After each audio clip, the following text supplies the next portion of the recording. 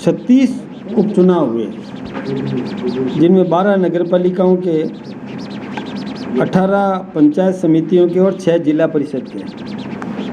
उसमें से 28 पर भारतीय जनता पार्टी ने जीत दर्ज की है, 4 पर कांग्रेस और 1 पर बीएपी और 1 बीएपी समर्थित और बाकी निर्दलीय। ऐसे करके और भारतीय जनता पार्टी के पक्ष में जो राजस्थान की सरकार ने जो विकास के काम किए उस पर मोहर लगाने का काम जनता ने किया है। विशेष रूप से ऐसी सीटें जिसमें अलवर, ये अजमेर शहर के भी सीटें हैं, कई डूंगरपुर, बांसवाड़ा, बालोतरा, बाड़मेर, चित्तौड़, जयपुर के भी कुछ सीटें हैं।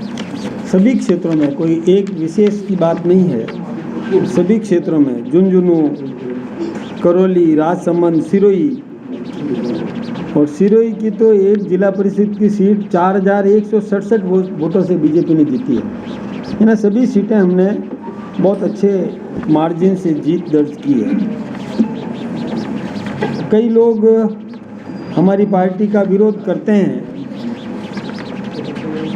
जिनके खुद के घर उनसे संभलते नहीं और दूसरे के घरों पर पत्थर फेंकने का काम करते हैं, उनको अपना घर संभालना चाहिए। इसलिए ये तोहफा हम आज कांग्रेस के प्रदेश अध्यक्ष को इसी आपके माध्यम से भी दिलाना चाहता हूँ। वास्तव में वो यदि अपना घर संभालती तो ज़्यादा ठीक होता, केवल दूसरों पर आक्षेप लगाना ठीक नहीं है। हमारी कानून व्यवस्था एकदम चाक चौबंद है, हमने विकास के काम किए, वो धरातल पर उतरने लगे हैं। जो विकास के काम किए, चाहे सड़कों का मामला हो, पेयजल की व्यवस्था सुधारने का हो, बिजली की व्यवस्था सुधारने का हो, हमने किसानों को सम्मान दिलाने के दृष्टि से सम्मान निधि देने का काम किया हो, एमएसपी बढ़ाने का काम किया हो, इसके साथ ही चाहे कई प्रकार के जनता की मांगों को हमने व्यवस्थित रूप से सुधारने का काम किया हो।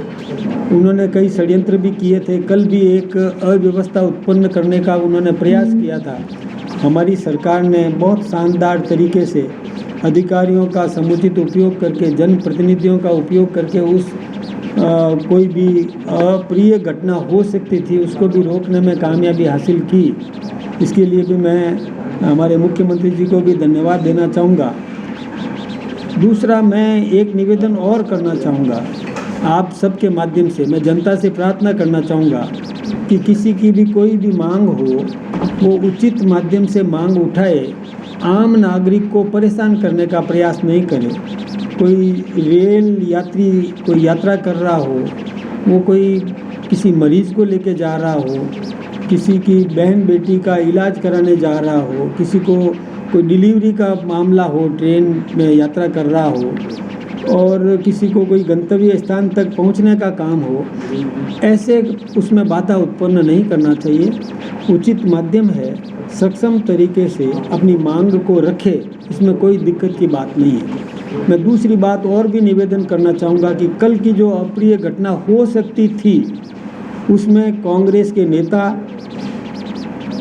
उनको भी अपने भाइयों से प्रार्थना करना चाहिए था, चाहे सचिन पायलट जी को प्रार्थना करना चाहिए था कि ऐसा कोई काम मत करो, रेल रोकने जैसा काम मत करो। उन्होंने स्टेटमेंट नहीं दिया, ये दुर्भाग्यपूर्ण है। ऐसे ही 3 दिन पहले पायलट जी और अशोक गहलोत जी मिले थे, पता नहीं क्या उनकी रणनीति तय हुई,